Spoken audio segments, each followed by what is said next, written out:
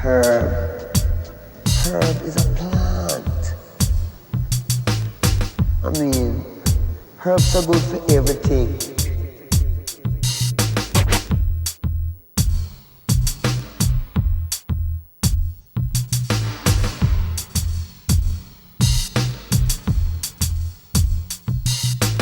Herb.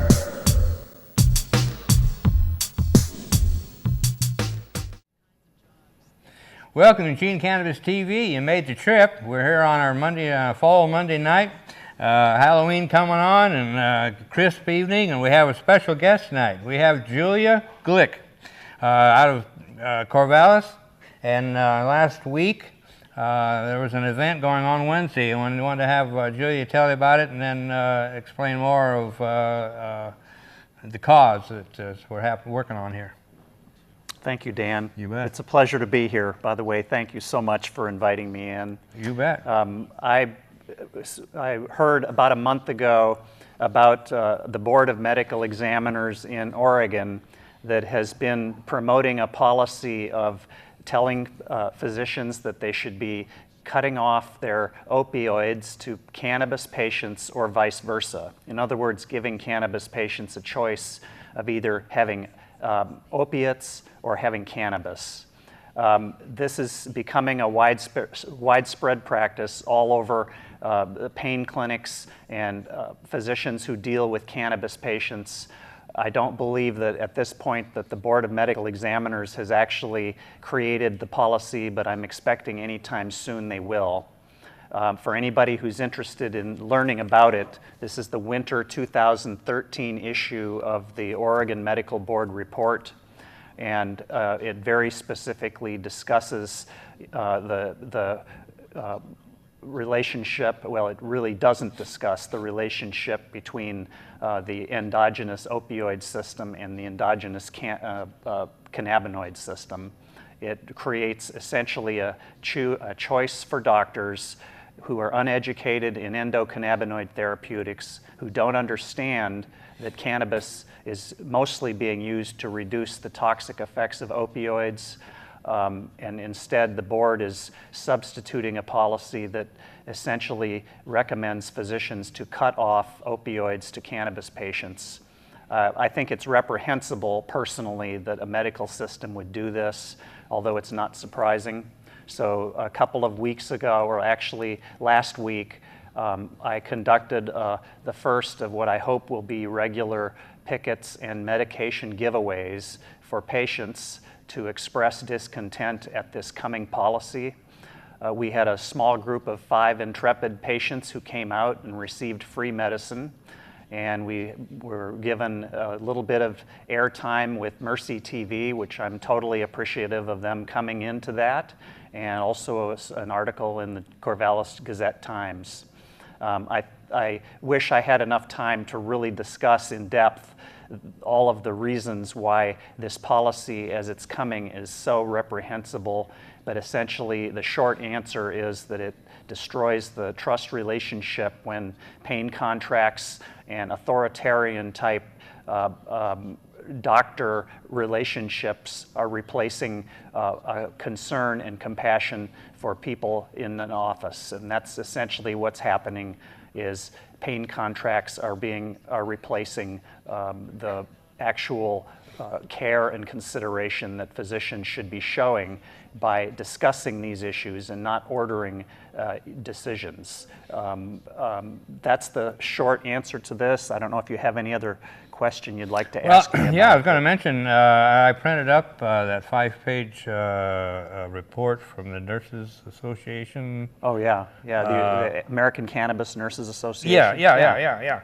I printed that up and I was going to do a story on it, but we hadn't got to it yet. It's fascinating. Usually that kind of thing, I'm lost, you know, but it was very well written, easy to understand, and it was really interesting how it talked about pain with cannabis and with opiates, and it was incredible. It was really interesting.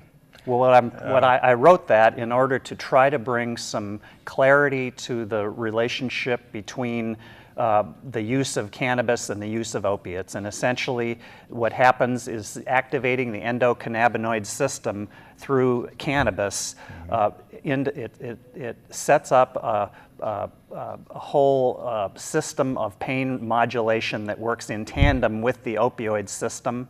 So it essentially competes with the opioid system to reduce the need for the opiates. So what it's really doing is replacing a toxic, harmful dose of opiates potentially with a very safe, effective dose of cannabis. And the risk-benefit relationship of cannabis is so exceptional that it's very, very hard for anybody to argue that they shouldn't be used together.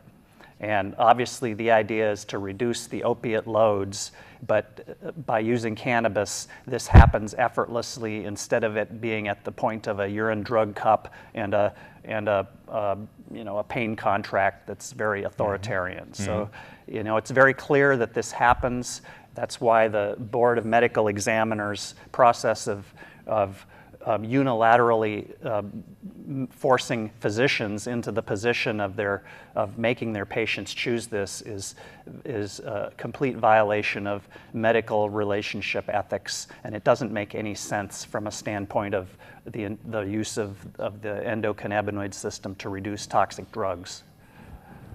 Wow. Yeah, that's incredible. And then to get that stone wall of hard-nosed about it, it's very aggravating. But I've talked to a lot of people. It's not only cannabis can help them with even the side effects of the opiates. It's one of the things I've seen it actually do. And at the same time, I have heard of people that felt that cannabis was so good for them they could quit the opiates altogether, and that's not always a good thing either, as I understand it. Well, I think what's going to happen, ironically, is as patients are forced to give up one or the other, most patients are going to choose to give up the opiates because the opiates carry so many toxic effects. In the little bit that this author did, that the author of this article did on benzodiazepines and marijuana, he said patients should choose between marijuana and opioids, and I'm always surprised how many opt for the former. Well, I mean, what it indicates is this person who wrote this has no understanding whatsoever of how beneficial cannabis is, and patients will choose often to get rid of the opiates because they're so toxic and difficult to metabolize and they can't function. And in fact, thousands of people a year die of toxic overdoses of opiates. And of course, we all know nobody's dying of a toxic overdose of cannabis at all, ever, in recorded history. So this statement that they make here, in other words, well, another statement that they made here was, quote, "It doesn't make sense to me to add a drug to a pain regime that has the analgesic properties of 50 milligrams of codeine when it already includes much more potent opioids." Well, that's a complete fabrication. Essentially what he's saying is that because cannabis is potent enough to be equivalent to opiates or to codeine, that therefore it carries the same toxic doses and the toxic problems of codeine. So, this whole article was based, the premise of this entire article was based on manipulation of data that isn't even sound advice in any way. Wow. So I'm very concerned about what's going to happen to thousands of patients when this policy comes out, and I hope that there will be an outpouring of support for efforts to change the Board of Medical Examiners' position. What kind of a time frame are we looking at? Well, this is January, and I'm hearing a number of patients. I've heard a number of patients independently talking about 60 to 90 days from now that they're going to be having to make this decision. So I also heard about meetings between the Board of Medical Examiners and federal authorities, which I'm sure are plausible. I don't have direct evidence of those meetings, but I think it's very plausible that indeed federal prosecutors or DEA came into the Board of Medical Examiners and said, we want to separate these two issues, so you have to start telling your patients to give up one or the other. Oh, yeah. So I think it's going to happen. I'm not sure when this policy is going to come out, but I'm pretty certain it's coming, and doctors are already operating from that policy because unfortunately most doctors are not going to stick their neck out about it, and of course if they have a half a dozen cannabis patients and 100 non-cannabis patients, They're not going to sacrifice their prescribing practice by putting their neck out for the 6 patients who they sign medical marijuana cards. And what I'm hearing now all over is that doctors are refusing, especially like Samaritan Health Services in Corvallis, they're essentially refusing to sign any more cards. They're refusing to renew any patients who they've signed for in the past. So it's essentially a kind of a separation policy where these people are untouchables, and essentially that's what upsets me the most is cannabis patients are excluded from the medical system. They need to be included and treated like very, very smart people who know how to make great choices on pain control issues. Yeah, I have a friend of mine out of Salem that just went to his doctor. I got the forms for him and gave them to him and gave him a little talk about how to talk to the doctor. And yeah, he went to his doctor and the doctor signed him. He said, Good.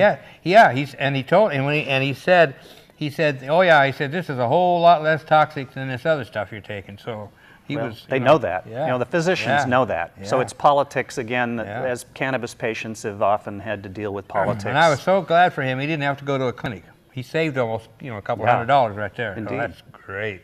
That's great. Yes. Now we can do something about the city and their exorbitant rates, but that's another story. So if you have any information about medical marijuana and opiates, Nurse Julia Glick, a long-time advocate. And by the way, I want to real quickly, I want everybody to know the campaigning and the hard work you've done to get PTSD added. Even though they were unsuccessful, the earlier attempts, but you tried twice, wasn't it? Yeah. Yeah. Well, that was, I submitted a petition in 2005 that was played games with by the Oregon Health Authority, but Lee Berger and Anthony Johnson and Todd Delato carried it through the legislature this past year, and kind of did the heavy lifting. Yeah. So we have a hero right here, Nurse Julia Glick, a good friend of mine, been for many years. I appreciate you coming down. Thanks. And yes. You can always send an email to dankbagman@hotmail.com if you want more information. I can get you in touch with Nurse Julia. Also, we'll be flashing the number and any contact info and anything else you want on the screen. Totally. Well, be sure and write it down for us, and he'll put it on the screen as we're running the segment. Okay. Yeah, thank you very much. I'll do that. Yes, definitely. We need to help out every chance we get, every way we can, trying to get sanity back into healthcare. So, especially keep working on that one. Yeah, definitely. But it's. Things are moving forward, definitely, and we just got to keep it moving. But information is the main thing. So if you is this an issue with you or your family members or friends, let them know about this, and that there's information to be had about medical marijuana and the use of opiates and how they can work with each other and help the whole scene. So. Appreciate you coming, and Dan, don't be a stranger. Thank you, Dan. Yeah, it's a pleasure. Very good. Well, we're going to back out and take a break. We all have to rest up from this ordeal of putting on a show, but we're going to be right back for the second segment, so stand by. Are you tired of following all the rules? Ready to let loose? Have a little fun? Sounds like you need to. Get high. And with Narcomex Incorporated, your direct-to-consumer drug trafficking solution, you can. Narcomex values your business. That's why we're your #1 supplier of drugs, and you're our #1 consumer. These billions can't be wrong. We work hard for your business and have killed not 1, not 2, but 3 Mexican police and 2 journalists just to keep you high with that very joint. Why, our commitment to keeping you supplied has killed over 17,000 people right next door. Traffickers, soldiers, journalists, prosecutors, you name it. We're that passionate about your business. We've even begun to destroy some of your favorite tropical beach destinations. Because if you smoke enough at home, you don't even need a beach. But don't legalize it or grow it at home. Let us do the work for you. Sure, consumers boycotted evil companies, but there's no need to boycott Narcomex Incorporated, your direct-to-consumer drug trafficking solution, also offering heroin, meth, and cocaine. Narcomex Incorporated. Live a little, and forget others won't.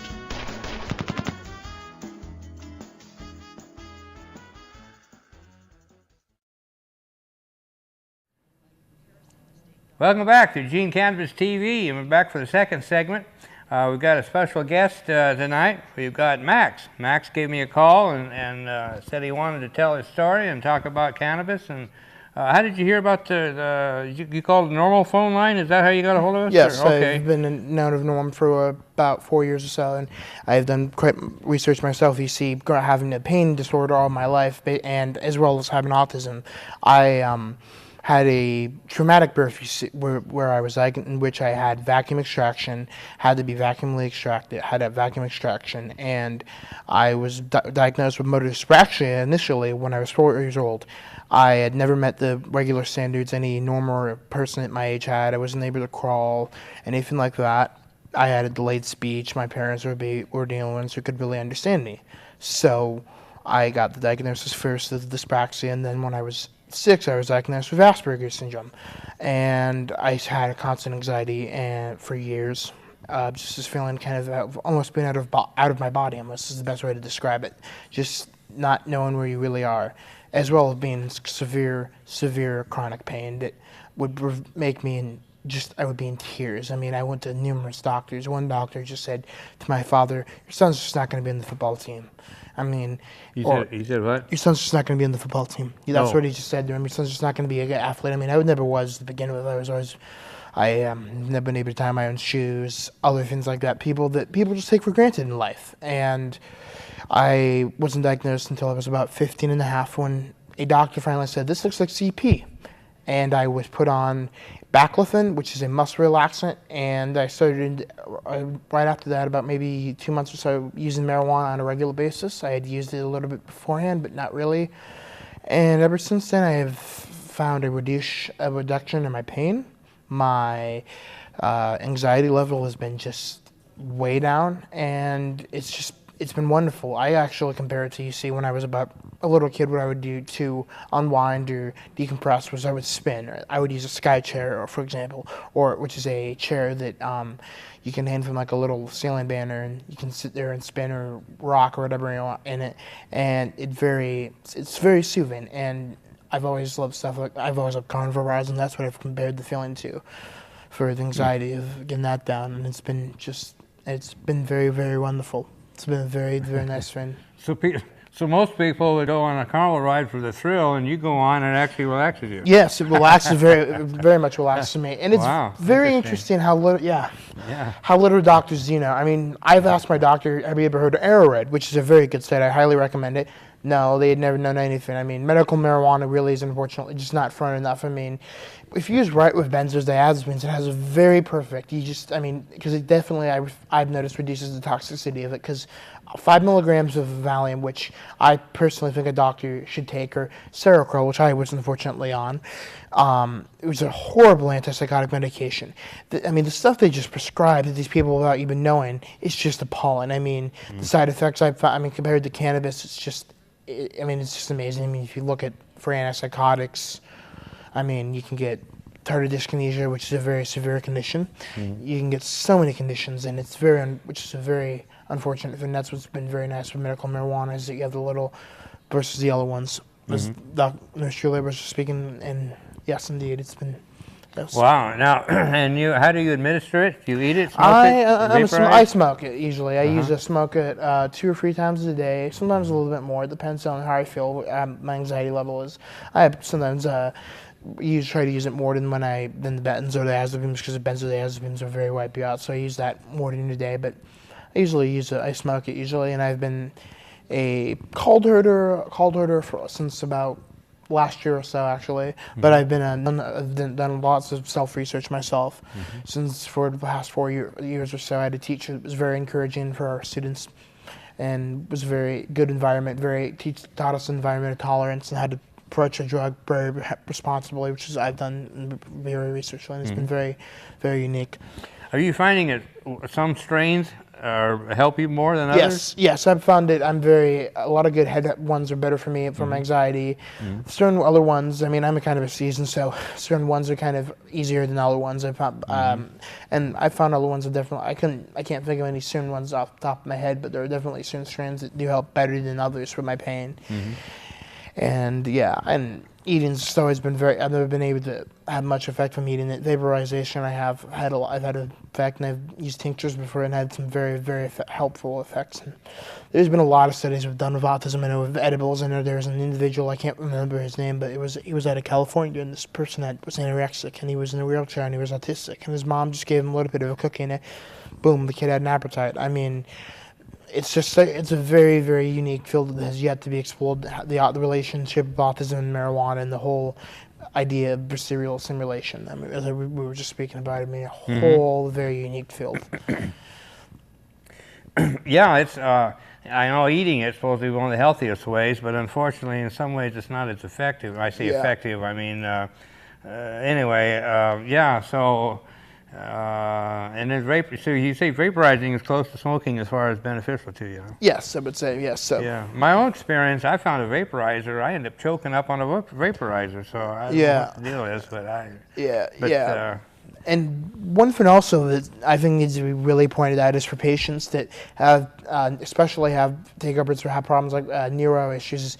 Make sure when you do dabs have always, most of the time, are very toxic since they contain butane, which being a neurotoxin is very severe for individuals with CP, and so be always cautious of that. I myself do never use dabs due to that reason because of the neurotoxin of that, and that is so unwell known. It's very interesting to me that how many patients, I mean, have used them even though it's a neurotoxin, which is kind of ironic. I mean, I know Mario Parvich came out, said that he was accidentally found was given a dab, and he felt the effects of it affecting his.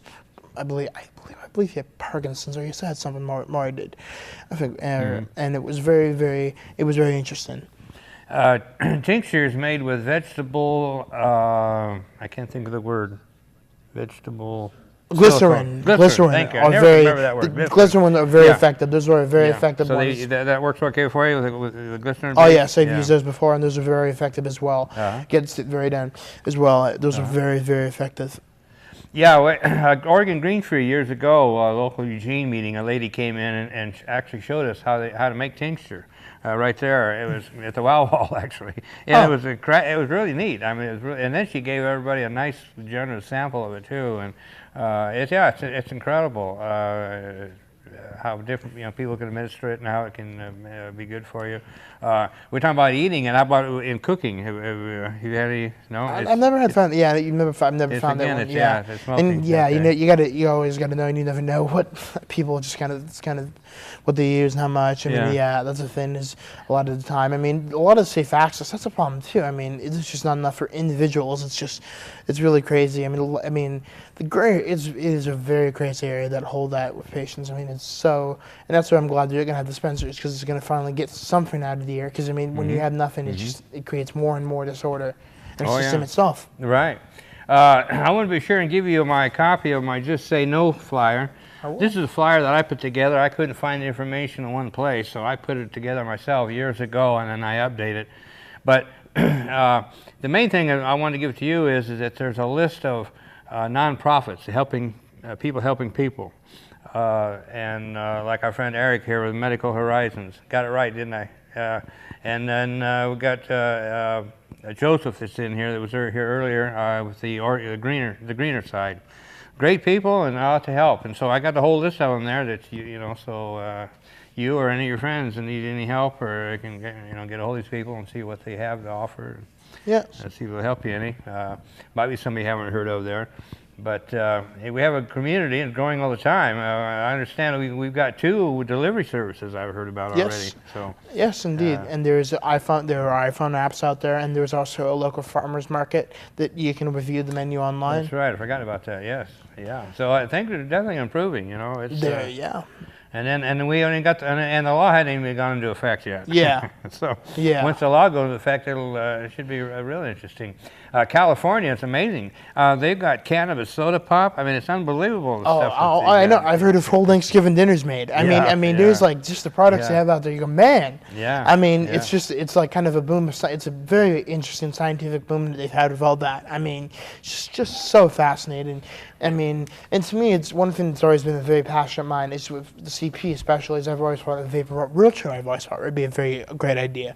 That way, you would have a patient like who is very paralyzed, almost from neck down, could get like a kind of like a oxygen 2 or so basically to the mouth. It would just be a little quick shot, good medicine, and get them very healthy that way. Because I mean that's a very key thing with your health, especially. I mean, I found I have a very bad gait myself. It's very hard for me to stand up straight or do other things. I have also a speech impediment. And yeah, it's always overall health. I mean, well, you're doing good tonight. I haven't had a problem. I don't understand it at all on the phone. A couple of times I had a little trouble, but no, you're doing excellent. How about the electronic vaporizer pins? Oh, I've used those. Those are very unique. Those are unfortunately though. I've only had one person's only offered me had oil in it. Unfortunately, still. Okay, and that's the thing is people use oil on those. And I've heard some very unique, funny stories about this. I've actually heard some people someone stupidly left it in a USB. Let it out and it blew and it set on fire. I mean, there's been actually in the past month there's been 2 actual burn incidents with those. Actually, bizarrely, it's just random news spins. But I mean, those are a very cool new tool out there. They're very, very effective. And I see. Yeah. Well, let me wrap up here. I've got a couple things I need to talk about real quick. So I wanted to talk in Medford. The city of Medford is actually revoking business license of medical marijuana facilities within the city limits. And so they're having a rally down there on the 17th, October 17th. It's at high noon, and it's going to be at the City Hall. And if the meeting, it's not on the agenda, but they expect it to be put on the agenda. And it may hold over to the 7 o'clock meeting, so be prepared for that. But definitely need support down there in Medford because these people are trying to make their own laws. And real quick, measure 21 and 22. I got our good friend Jeremy. He's gathered 3 sheets of signatures already. So that's 30 signatures that are 20 on one and 10 on the other. So help gather signatures. We need to really legalize. So thanks for coming in, Max. We appreciate you coming. Thank you. I appreciate it. Thank you very much. You betcha. We'll talk to you next week. We're out here. If you're an adult who enjoys a good beer, there's a similar product you might want to know about. One without all the calories and serious health problems.